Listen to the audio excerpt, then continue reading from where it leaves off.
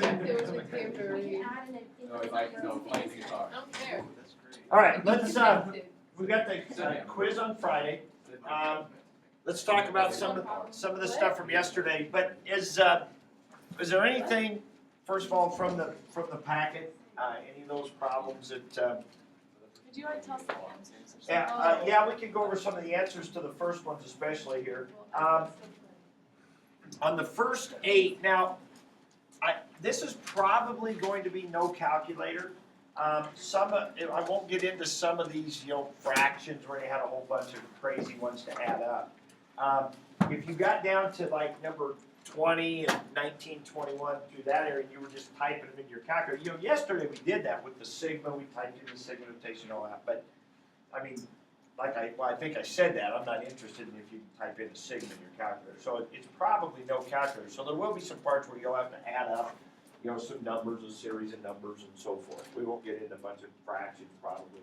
Could be a few easy ones maybe. But so if we go through the answers here, and like on these, it says find the given sum. But on my directions probably expand and find the sum. So on like number 1, you'd put a 1 in for I and you'd get 3. And then a 2 in for I, and you get 5. And so I'd want to see 3 plus 5 plus 7 plus 9 plus 11, and then the answer. If it says to expand the sum and find the sum. So I want to see that written out and then what the sum is. Okay? So that one was 35. Number 2, 42. Then number 3 is like 158 over 85 or something like that. Yeah. So I wouldn't, on a no calculator, you wouldn't get into those kind of fractions. But number 4 was 47 out of 60. Number 5, or over 60. Number 5 was 4C, right? Because that number 5 would be C plus C plus C plus C. So 4 times, so that'd be 4C. Number 6 was a really ugly fraction, 55,991 over 9,240. Number 7 was 238. Now that'd be realistic. I mean, get some numbers that you'd have to add up that you might actually have to do some addition. Number 8 added up to 14, I believe, were the answers on those. Okay, and this worksheet kind of went through a progression. I mean, just basic sigmas here at the beginning. Then it was writing some sigmas. Now, we're going to spend a lot of time today doing that. Matter of fact, the main emphasis of today, the main emphasis of everything we do today is this: starting with an integral and writing it in its sigma form. So, of course, the easiest way to write out a sigma is to expand it out. To expand it out, write out the terms so you can see the pattern so you can write the sigma. And then the other thing we want to do is go in reverse. We want to start with the sigma and we want to write that integral that it came from. Now, yesterday we went through that whole big process, started with this integral, and we ended up writing a couple of different sigmas. We had this one, which was like an R4 sigma. We had this one, which was an R sub n, and we even did an R sub 100. And we started with an integral, wrote the sigma. So on the quiz, there'll be questions like that. Here's an integral. You write the sigma that for 4 right rectangles, or 10 left rectangles, or whatever. Okay, so that's something that we'll be spending most of our time on doing today. All right, so when you look at this, we want to, once this is expanded out, we want to write the sigma. Now, what was a little bit difficult about some of these was they didn't give you very many terms. I mean, if you look at number 9, when you get 2 or 3 or 4 terms, the more you expand it out, the easier it is to write. That's why I was telling you last week, this isn't busy work when I make you write it all the way out. Is get used to the idea of writing it out so you can write these sigmas. So like, what'd you have for number 9? 1 over 3i, right? I mean, obviously you've got your, you need to have your sigma there, okay? Now, something that we want to make a note of that will be helpful later, you probably had I go from 1 to 9, and then 1 over 3i, right? Because 3 times 1, 3 times 2, 3 times 3. It's really easy to see that pattern, all right, when it's written that way. Now, what if I would have written it this way? Let's just talk to me, because this is going to come up later, so we might as well just do it right now. what if I wanted you to write a sigma for this?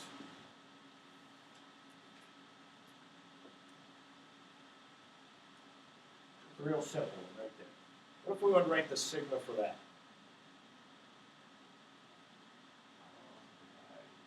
What would I go from what to what?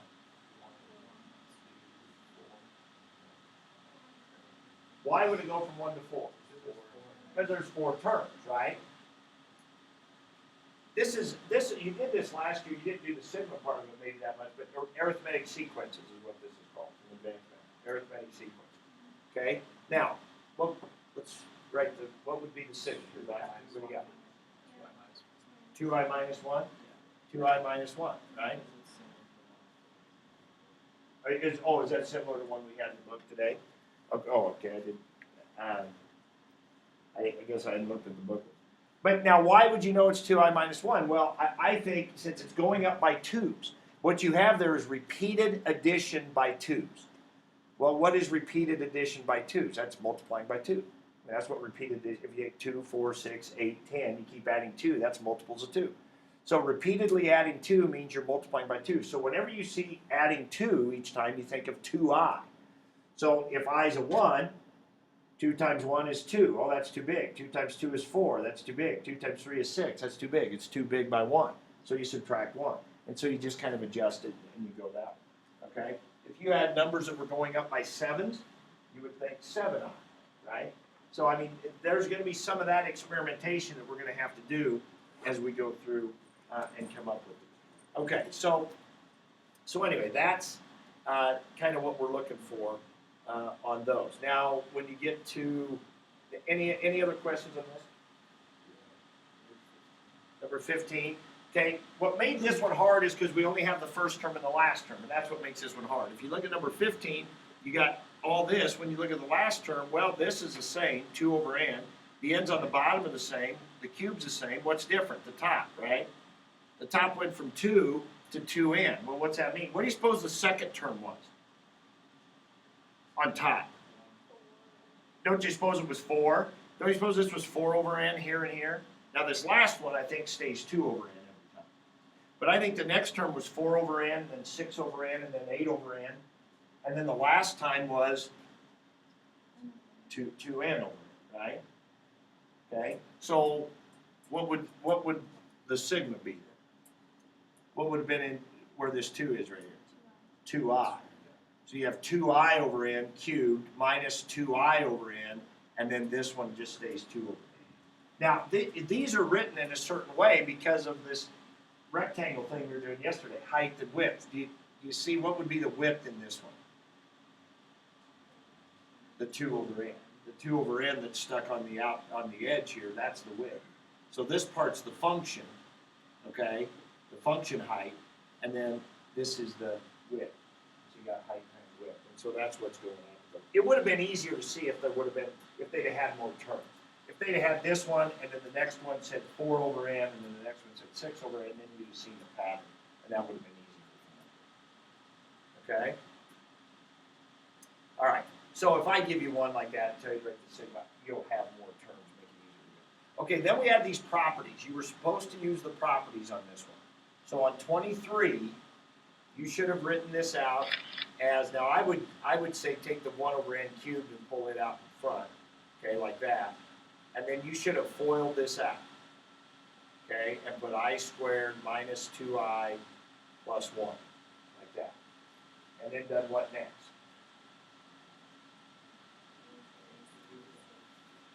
Not substitute yet. Split it apart. So then this becomes 3 separate sigmas. So we'd have sigma I squared minus, then we could pull the 2 out in front, sigma I plus, and then sigma 1. Okay? Yes?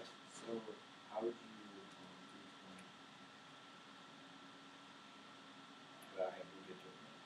Oh, we didn't have to. Yeah, it has an I cubed. Yeah. I think there's an I cubed formula in the book, but I actually said odds. I think it said 19 through 27 is supposed to be odds. That's what I forgot. So, and that's one of the reasons I picked odds too, just because I won't give you one that's cubed. So that would be. Okay, so now we just go to the formula, right? So we got n cubed, now this is 1 to 15 here, okay, this is I equals 1 to 15. Okay, so I squared was what? That was n. So that'd be 15 times 16 times, which would be 31, all over 6. Then this one would be 2 times sigma I, which was n, which is 15 times 16, all over 2, and then plus, and what's this one? 15. 1 plus 1 plus 1 plus 1, 15 times. So you work all that out, and it comes out to be 1,015 over n cubed. Now again, I'm not going to give you numbers quite that big, you know, for one like that, where we're not using calculators. Mine might have been I equals 1 to 4, or something like that, right? And then the numbers would be easier to deal with. Okay, but that where it says use the properties and use the formulas, that's what you need to do. Okay, so and that's what we did yesterday. That's what we did yesterday when we were doing this problem right here. When we were doing this one, and we had it all expanded to here. We had the sigma written, and then we squared that, and we pulled the pi over n out in front, and we had an I squared, and then we went to the formula, and and then we did n as n goes to infinity, which of course you can tell on the worksheet here is the next part when we go up to here. So this is why you can see the homework here was just kind of a progression of the problem we did yesterday. So what we do is once we write the formula out, then we have some n's in there and stuff like that. Now we can let n go to infinity, which means we're going to do an infinite number of rectangles. And so what'd you get on number 25? 8/3, right? Because what you're doing is high powers dominate as n goes to infinity, so all we have to do is distribute that 4, but we only need the cubed is the only one we need. So 8n cubed is on top, 3n cubed is on the bottom, the n cubes cancel, we got 8/3. High powers dominate as n goes to infinity. On 27, when you FOIL out that whole top, what will be the high power? N to the 4th, and there'll be an 81 on it. And on the bottom, 4 into the 4th. The end of the 4th will cancel, you'll have 81 over 4. Okay, so that was our grand finale yesterday when we got the end, all that stuff. We had limit as n goes to infinity, we expanded it with the formula, and we ended up with that final answer. Okay, and so if we could take this one step further, and these are the problems that I deleted from your homework, but we could have, if we look at number 30, let's look at 31. 31's just like number 23 that we just looked at. Look at number 31 here. Okay, it's that same exact thing. We've got the 1 over n cubed, which we would have pulled out in front. Okay, and then we had this whole thing. Remember when we FOILed this out and expanded it all out just a second ago? Okay, except now instead of having 15, we have n. And then we have n going to infinity. So what would have went in here? What do we have? 15, 16, and 31. What would that be instead? N plus 1. 2n plus 1 over 6. And then the next one was n plus 1. But you know what? I don't even care about these because these are not going to be the high power. What's going to be the high power on this one? Right here I'm going to have what? Let's FOIL that all out. 2n cubed. Right? I'll have a 2n cubed there is my high power. Here I'll have n squared, so that won't even matter. And that other one I had, that won't matter. So the only thing I'm going to have on top, so this goes back to what number 25 and 27 just were, right? Same thing. So what do I have on top? 2n cubed. What do I have on the bottom? 6n cubed. N cubes cancel? 1/3. So the answer to this one would have been 1/3. Right? And so that's putting it all together, which is essentially what we did yesterday. Okay? And working out, it says use the properties to find the formula. Well, that's what that is, using the formula. And then it says then use the formula to find the limit as n goes to infinity. So then we do the high power dominant. Now, I'm not saying on the quiz you're going to have one like that. We have to go through all that. You know, the quiz is going to be more about the different parts, you know, kind of like the earlier homework problems. You know, write the sigma. Expand the sigma. Use the formulas to find this sum. Maybe do a limit as n goes to infinity. You know, so it'd be more of those. But 31, 32, these in here kind of bring it all together, kind of like the problem we ended up with this. All right. So and then you had the ones in the book that were basically the same thing with the sigmas and stuff like that. All right. So let's talk a little bit. Get your notes out and let's go into, because I want to leave you some work time here today to try some of these on your own. And so this thing right here, this is going to be a part of the quiz, and this is something we always have a little trouble, seeing right off the bat. We need a little work time, a little practice time on it to kind of get it. There's a lot of different questions that come up, and so I want to work through it pretty carefully today. So these are the two things that they're the main parts of what our homework are going to be about. All right. Now the first one, the top one, is essentially what we did yesterday. Okay, so it'll kind of be repeating that process. And if you look what that looked like, that was right here. Okay, we started with this integral here, 0 to pi of x squared. We wrote out our R4 expansion like this. We wrote it out. Once we had it completely expanded out, that made it easier to write the sigma. We first wrote the sigma in F notation. Then we put it into the function notation, which was squared. And then we're going to stop right there. So we're going to go from the integral to the sigma. Then we did it with R100, and we wrote the sigma. And then we did it with R sub n, and we wrote the sigma. Okay? So we want to do that. But the key was expanding it out. Expanding it out. That was the key. All right, now, I got one comment I want to make about this. What is the difference between this one and this one as it relates to the integral? How many rectangles are there? How does the answer of this one compare to the answer of this one? Okay, not only less accurate, but one is an approximation and one is not, right? This one is, use the word again, what did you say? Exact. This one is equal to the original integral.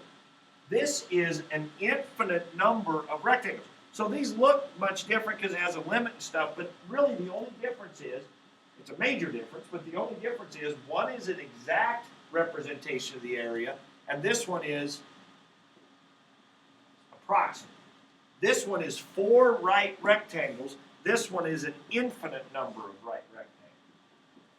So one is the exact area and one is just an approximation, but they both have to do with this same integral. So in our homework today, when they say, here's an integral, write the sigma to go with it, they're going to have to give you more information than that. They're going to have to say, what sigma do you want? Do you want an R4? Do you want an L10? Do you want an R sub n, an infinite number of rectangles? What do you want, right? So they'll have to tell you how many subintervals to break it into.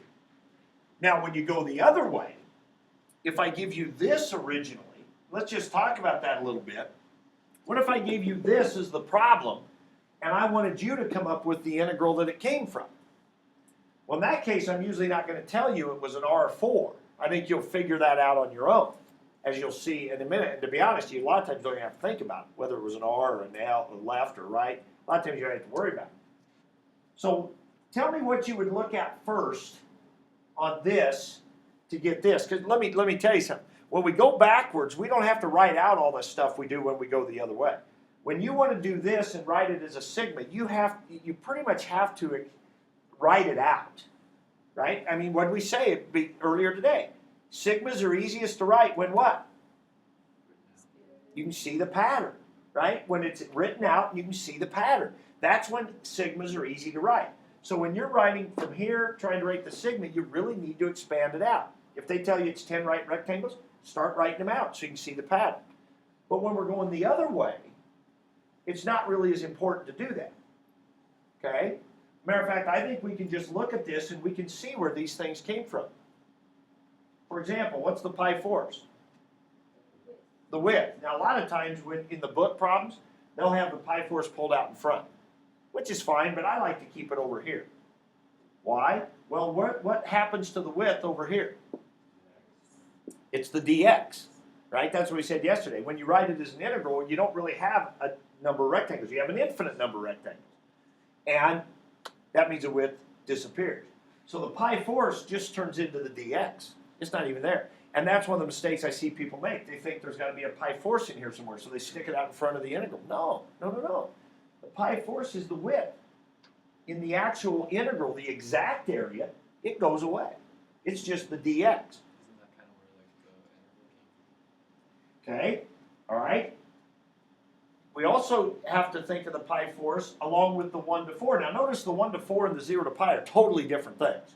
Right? What's the 0 to pi?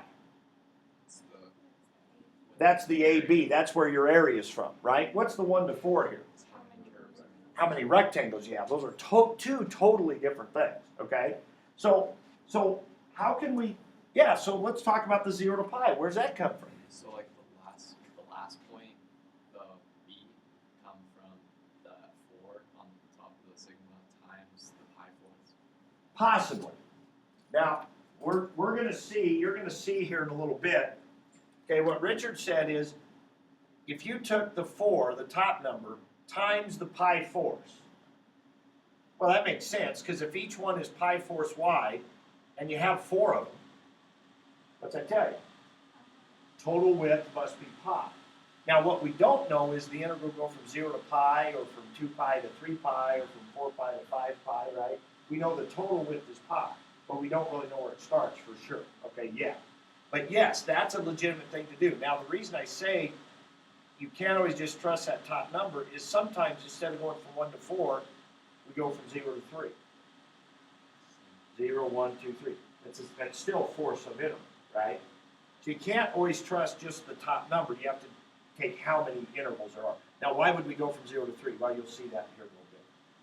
But, so what you have to do is how many subintervals you had times the width. Yes, that'll give you your total width. But where did it start? Well, we'll get to that in a minute. Okay? Now, what about this? What's this tell you? Which part of this over here does that tell you? It tells you what the function is. Now, notice that the I pi over 4 turned into just a plain old x, right? The I pi over 4 on the inside turned into an x. Well, wait a minute, that makes sense. Because when we expanded it out yesterday, we had f of I pi over 4, right? Remember that? F of I pi over 4. What did that mean? The I pi over 4 got plugged in where the x was, right? It got plugged in for the x. So this messy stuff that's on the inside is what the x ends up being. One of the things you want to get into your head is when you write an integral, it's usually very neat looking. When you write a sigma, it's very messy. Sigma messy, integral neat. Integral neat, sigma messy. Okay? It drives me nuts when I grade this quiz on or these types of problems and people stick the pi force in there. Or they've got their integral going from 1 to 4 because there was a 1 to 4 here, or they've got an I pi, they got an I pi in here or something. No. That stuff will be in the sigma. That stuff won't be in the integral. Okay? So you start looking at this and, okay, you can kind of see where some of those things came from. Okay, the final thing is how do we know it went from 0 to pi? Well, that comes from where I starts and where I ends. When I starts as a 1, you get 1 pi over 4 squared. Well, let's see, 1 pi over 4, that's one width. The first thing we plugged in, now these are right rectangles, so if the first thing you plugged in is at pi over 4, one width away from what? 0. Oh, and then when I is a 2, you get 2 pi over 4, and then 3 pi over 4, and when I is a 4, you get 4 pi over 4, which is where? At pi. Oh, so it must have started at 0 and ended at pi. So that's kind of how you can get your ending, is you can kind of go through the cycle of I being a 1, then a 2, then a 3, and you can kind of see where it was at. Okay? All right, so that's kind of a general overview of what we're doing. Let's get into the details of it and try one here. So let's do, I'm going to have you do this problem. We'll kind of talk our way through it and do it together a little bit, but let's do the integral from 2 to 5 ln x dx. And let's do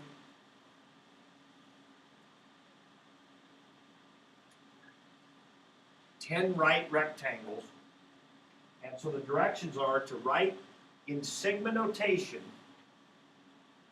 10 right rectangle approximation. Okay, that's the direction. Now that's basically what we did yesterday. Yesterday we had the integral from 0 to pi of x squared. We wanted to write 4 right rectangles. Same thing. So, where you start? What's the width of each one, right? So calculate the width, okay? Go ahead and do that. You gotta figure out what the width of each subdivision is.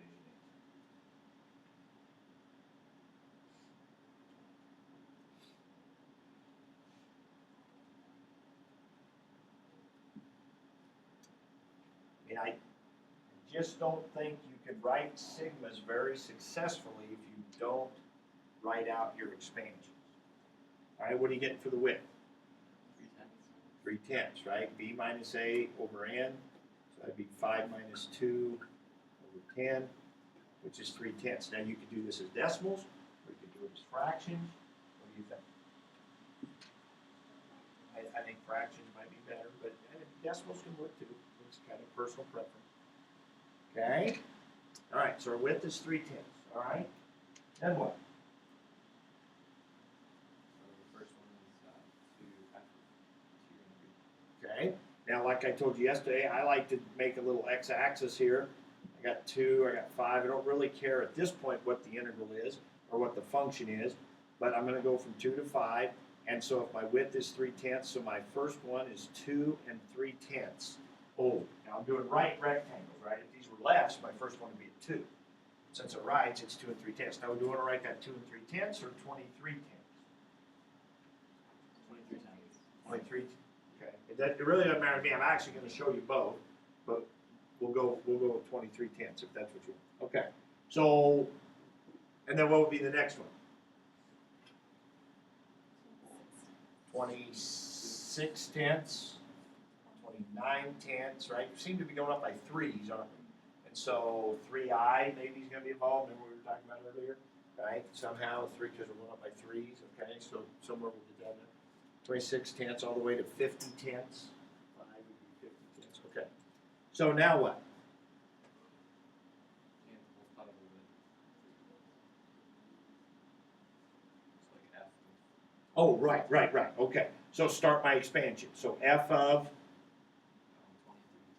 23 good idea. Yes, this is what I want. Times 3/10 3/10 plus f of 26/10. And I like going with the f notation first. I think some of you, maybe as you do a few of these, maybe you can skip right to the function notation. That's up to you. And we could go 29/10 if that's helpful. A lot of times just writing 1 or 2 or 3. We don't have to write out all 10. You have write enough that you can see the pattern, right? Just like we were talking about earlier. And then what's the last one? 50/10, right? Again, if you don't simplify them, I think it makes it a little easier. Now, if that would have come out to be 4/10, if the width was 4/10 and you wanted to simplify that to 2/5 right away, that would have been fine. You could have done that, okay? But I think once we're going here, we wouldn't simplify. All right, so now that it's written out, now the sigma should come fairly easily. Okay? So what do we want on our sigma from 1 to what? 1 to 10. Notice those numbers are totally separate from the 2 to 5. Those don't have anything to do with each other. This is because we have 10 rectangles. Okay, then what? of f of 20. Okay, hold on a minute before you fill that in. So we're going to have f of something times the 3/10 is the same in every term, right? Actually, the 10 on the bottom is the same in every term, right? So we can put that there. So what we're really trying to do is how do we generate 23, 26, 29, 30, right? Well, we're going up by 3s. So I think, when I think of that, I think 3i. Okay? So when i's a 1, 3i would be 3. When i's a 2, it would be 6. So what do you think? 20 plus 3i on the top there. 20 plus 3. And you've got to be able to come up with that on your own, right? You've got to be able to look at a series of numbers that are increasing and how does the I generate those? Write a little formula for how that's You almost think of it like a slope thing, really. I mean, it's going up by threes, and it's like a slope, like a y goes in there, it's supposed to be almost, right? With 20, you're starting amount, and then up by 3 each time. Okay, and then all that's left is to go out of the f notation and go into the function. So you take your f of 20, and this is what we were talking about a minute ago. This is messy. It should be messy. Sigmas are messy. But this stuff on the inside, 20 plus 3i over 10, where do I put that? In for the x. So now we got to remember that when we're going in reverse, the messy stuff is where the x was. So we want to put this in for the x. So we get ln of 20 plus 3i all over 10, and then times a 3/10. Again, sometimes they'll put the 3/10 out in front of the sigma, but I don't think that's necessary. All right, there it is. So a nice, neat-looking integral turned into a somewhat messy-looking sigma, but that's to be expected. Sigmas are messy. Now, what if this would have been directed, or you'd have been directed to do 10 left rectangles?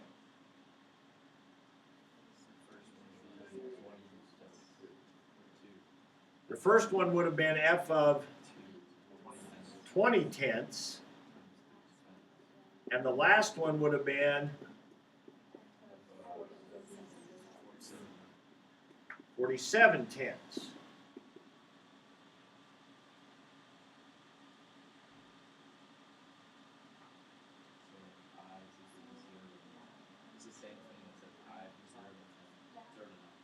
Let I go 0 to 9.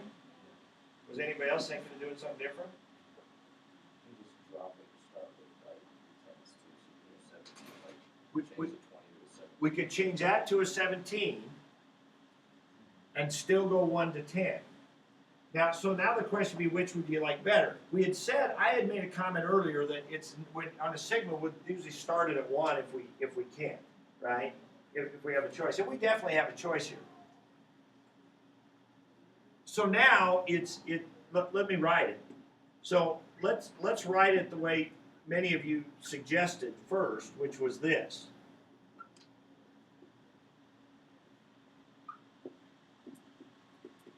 Okay? And then the other way would be to keep it 1 to 10 and then make a 17. Okay? Now, any comments about preference? They're both fine. I mean, Like when you were doing the going backwards back to the integral, would it be easier to do this way if you're gonna try and figure out if it's left or right when you're I think it turns out that that's actually very true. That this would work every single time in a right versus left situation. That a right and a left sigma look exactly alike, except one of them goes from 1 to 10 if it's 10, and a left will go from 0 to 9. That'll always work. And then you don't have to manipulate this at all. So, again, either one is fine. Either one will work.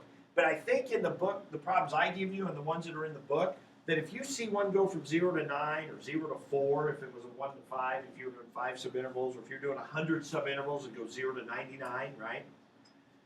And this is why I was saying earlier, you got to be careful not to take your 3/10, Richard, on that one. You can't take your 3/10 times your top number, right? Because if you're doing that. But it's 0 to 9 means 10 subintervals. That lefts are almost always written this way, and rights are written this way. And when you see them, you can just tell.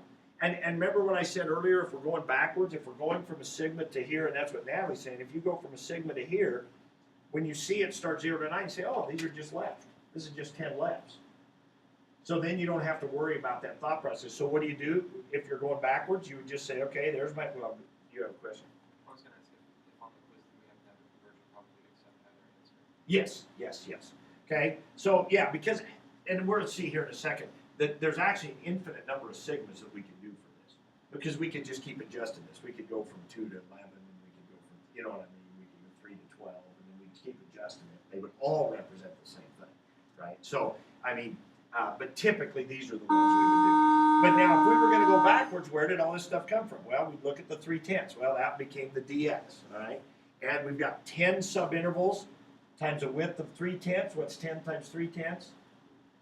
3, so we got a total width of 3, but how do we know? Is it 0 to 3, is it 1 to 4, is it 2 to 5, what is it? We don't know yet, okay, but it's a total width of 3. Then we look at the messy stuff, right? The messy stuff on the inside, and we think that must have been what? That must have been the x, right? And also that's going to be our starting point, but the messy stuff on the inside is where the x was. Okay, so this function must have been ln x, right? So we get that. And so now the only question left is where did the 2 to 5 come from? Well, that's when you start plugging in your I. And you say, okay, well, if I is a 0, what do we get? We get 20 over 10, which is 2. And then let I be a 1. We get 23 over 10. So let's see, we were at 2, then we were at 2 3/10. So where must my starting point have been?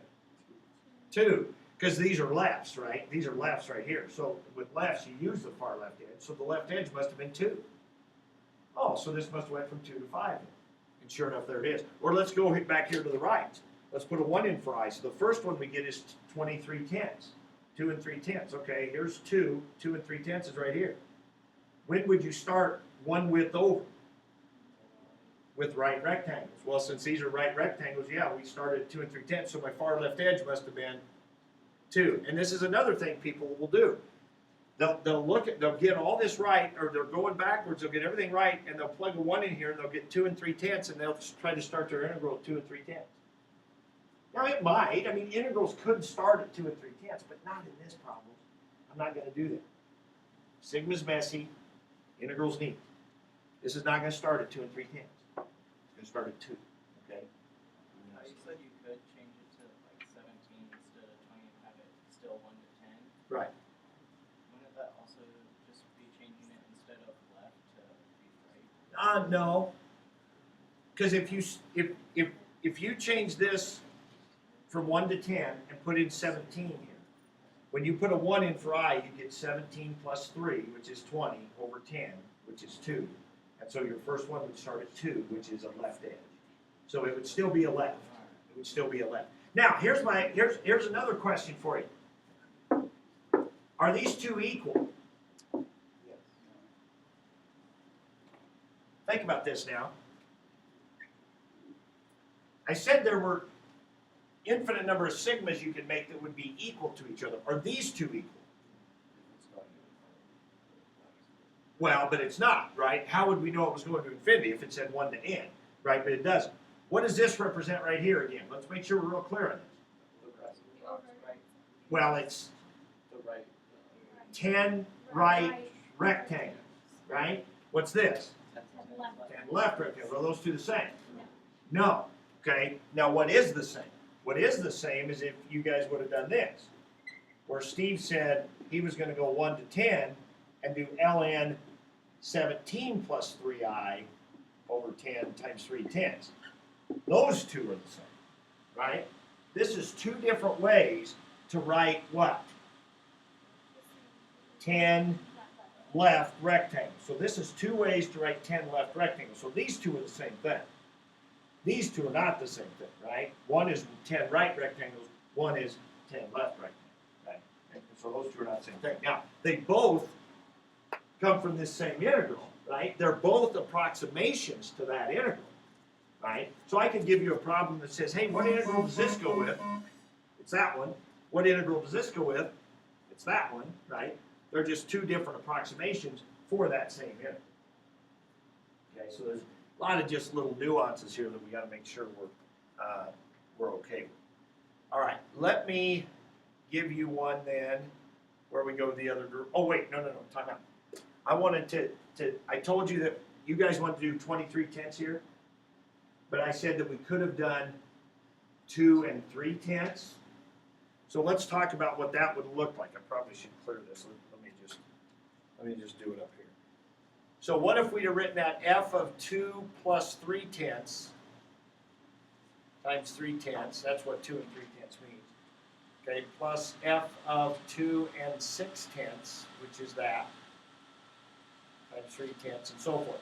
So what would my sigma look like there? What would my pattern have been there? 2 plus 3i over 10 times 3/10, correct? Okay, now let's talk about what the function would have been then. Okay, this would have been, so then you would have had ln 2 plus 3I over 10 times 3/10, right? So now the sigma would look like this. Okay, now what's this here?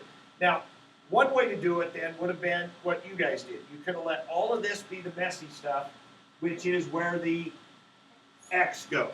So all of this could have been the messy stuff where the x goes. We'd had ln x, and we'd have put a 1 in for I, and we'd got 2 3/10, which means it's 1 width over 2 3/10 for 2. So the starting point is 2. So the integral is 2 to 5. Okay, so we could have done all that. But there's another option. You could have said, you know, the only thing really changing in the messy stuff is the 3I over 10. I could let that be where the x is. Now, I'm not saying you're going to want to pick that, but you could have. So you could have let the 3/10 is still the dx. This messy stuff here could have been where the x goes. So the function could have been ln of 2 plus x. Okay?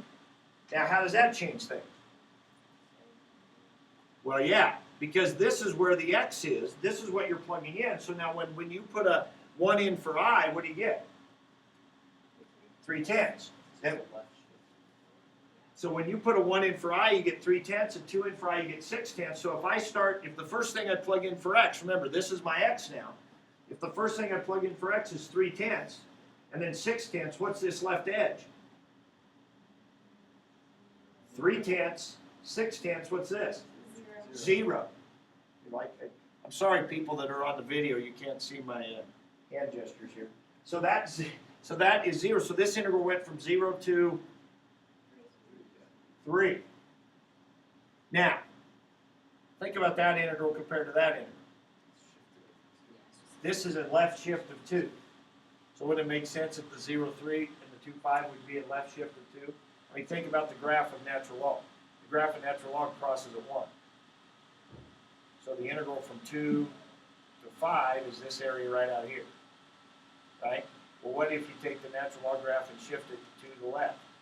Now it crosses right there, right? So now do the area from 0 to 3. Is that the same piece of area? Same piece of area, right? So this integral is the same as that integral. So this sigma could be represented as that one. And so, depending how you think about it, you might do that. All right? Let me give you one where you could think about it that way. So everybody, let's do this one. So let's go, I'm going to put n's in this one as well. So I'm going to do limit as n goes to infinity. Now what's the only difference when I put n's in there compared to what we just did? Yeah, it's just an exact answer. It means you have n rectangles instead of 10 rectangles. Doesn't matter. Okay? So let's go sigma I equals 1 to n. Now, is this a left or a right? I usually don't tell you if I give you the sigma first. It's a right. What would it be if it was a left? 0 to n minus 1. If you see 0 to n minus 1, you just say, oh, those are lefts. Okay? And then it doesn't matter at that point. I mean, they're lefts. Okay? 1 to n, they're going to be rights. All right. And let's do this. Let's go 4 plus I over n cubed times 1 over n. There you go. Write the integral that is equal to that, because that's an infinite number of rectangles. So write the integral that would be equal to that sigma right there.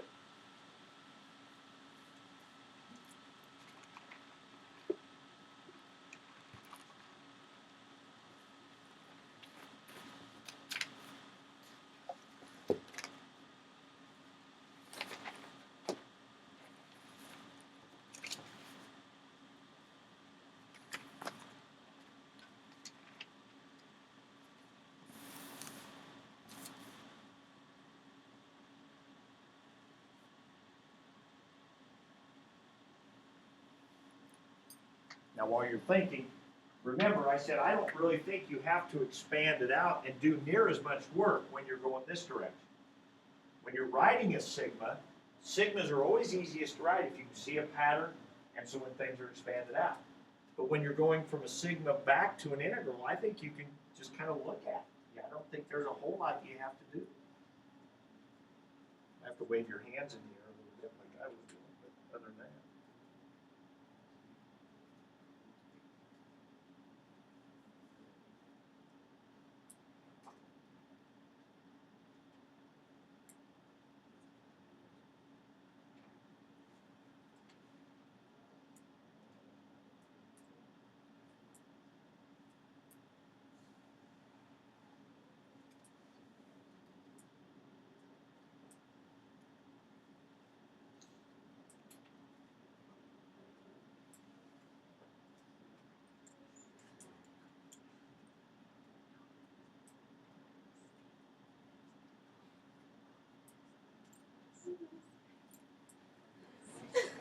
All right, how many people got something that they'd be willing to tell everybody?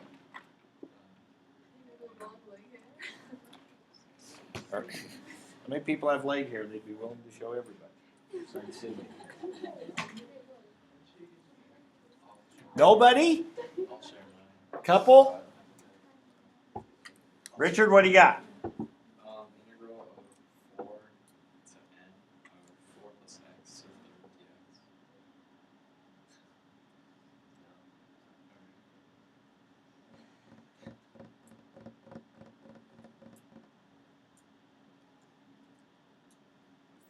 You're off. You're definitely off on the 4 to n. The- These numbers here are totally different than these numbers here. Carrie.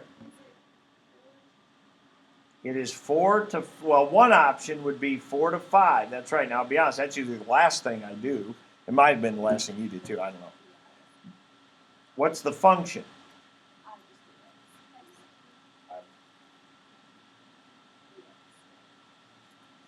Bingo.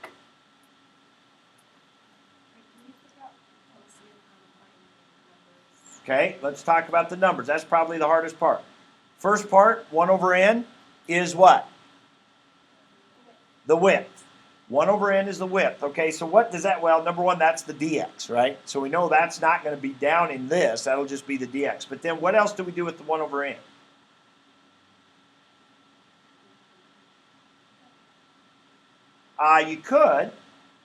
You could kind of draw a picture. That's where I was waving my hands in the air. Now we don't, but Natalie, what do you do with the picture? Carrie, tell me what you were thinking.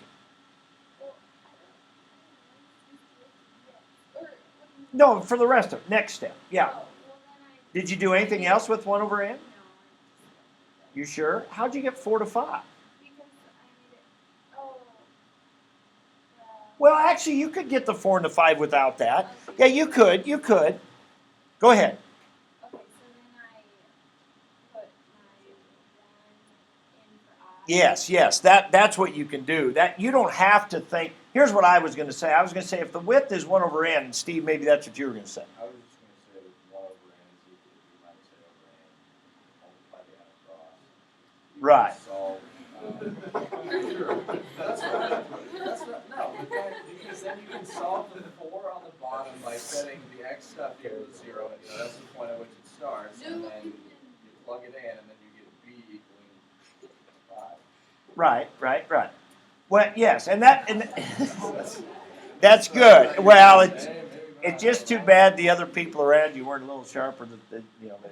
Maybe you would rub off on them a little bit. Well, also I was thinking the 1 over n is the width, and you have how many rectangles? N, right? So 1 over n times n is 1, which tells you a total width of 1. But I like what Carrie's saying is actually you don't need to do that, right?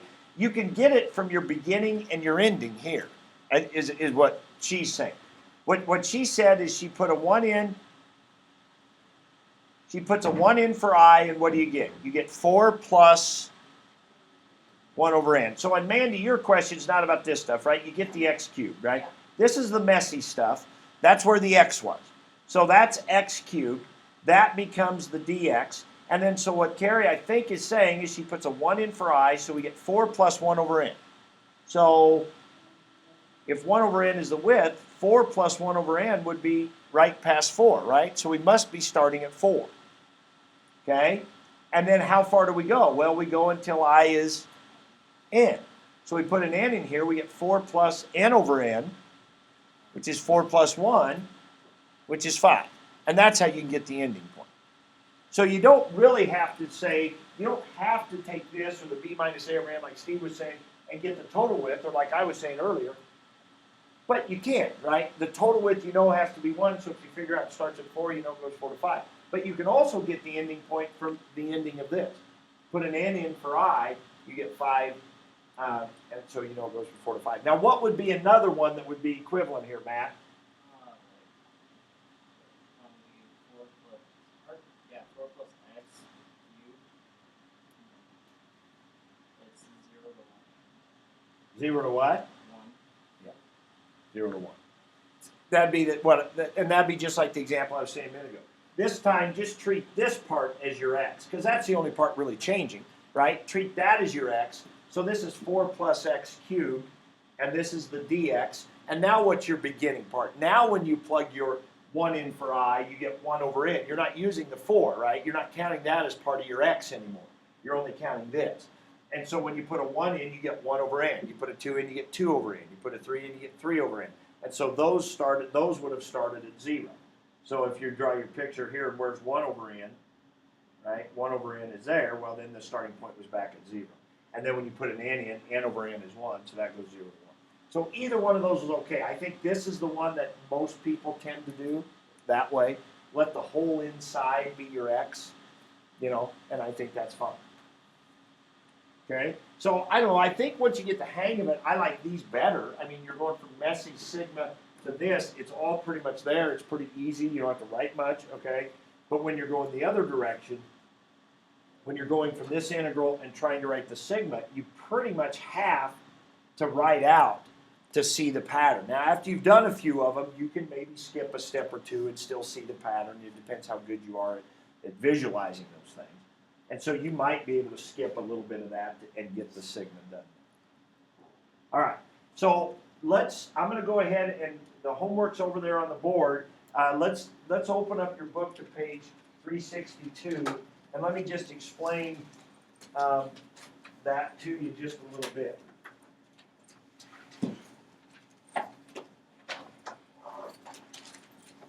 Because it's kind of strange. There's multiple parts to the problems, and I don't want you to necessarily go through all those parts. Okay. So if you look on page 362, starting with number 13. Okay. Now, if you look on the assignment sheet, I've got asterisks around 13 through 24. It just says 13 through 24. So that's kind of what I'm explaining right now. So on 13. They give you an integral. In part A, they give you an integral with 10 subintervals. Now it says you're doing rights. You're doing right 10 subintervals. Then they want you to write the sigma. Part B, they want you to do 5 subintervals. Part C, they want you to do 20. Part D, they want you to do 50. Now once you've written one, adjusting it with more subintervals is pretty easy. But I don't want you to do all those parts. Matter of fact, if you do one part per problem, I'm fine, but vary. On one of them, do 10. And then another one, do 20. And another one, do 50 or 5. So you practice with different numbers of subintervals, okay? Or maybe do a couple of each problem. Whatever you feel you need to help review that. All right, so 13, 15, 19, and 21. Now, I think 15, it says to do left. Now, how hard is it to do left? Well, we figured that out. If you've done the right, and it goes 1 to 20, then the left is the same thing, 0 to 19, right? So left, right, but make sure you can do both of them. You know, a right or a left, okay? So that's the first four, 13, 15, 19, 21. And so again, you can just do one out of each, maybe two, it's up to you, but vary how many subintervals you do, okay? Then when we get to 29 and 31, if you look at 29 and 31, now I don't like how they did that exactly. They gave you a sigma and told you it turned into this integral. So try to take that sigma that they give you, and I don't know what, there's not a lot for you to write down. I mean, the answer's right there for you. Yeah, don't look at it. Cover up the right-hand side with your hand so you can't see it, and try to turn that sigma into the inner. Okay? So that may not take you very long. 39 and 41 are a couple where they give you sigmas and you have to figure out the inner. So those are ones you'll legitimately have to do on your own. Okay? And then 45, do part B. And that's just a table. That doesn't really have anything to do with sigmas. That's more like what we were doing yesterday, doing an approximation with some trapezoids. But it's more of a real life kind of problem. And we might do one of those, something like that on the quiz as well. Okay? All right, so you got the rest of the time to work on that and help each other out and ask questions.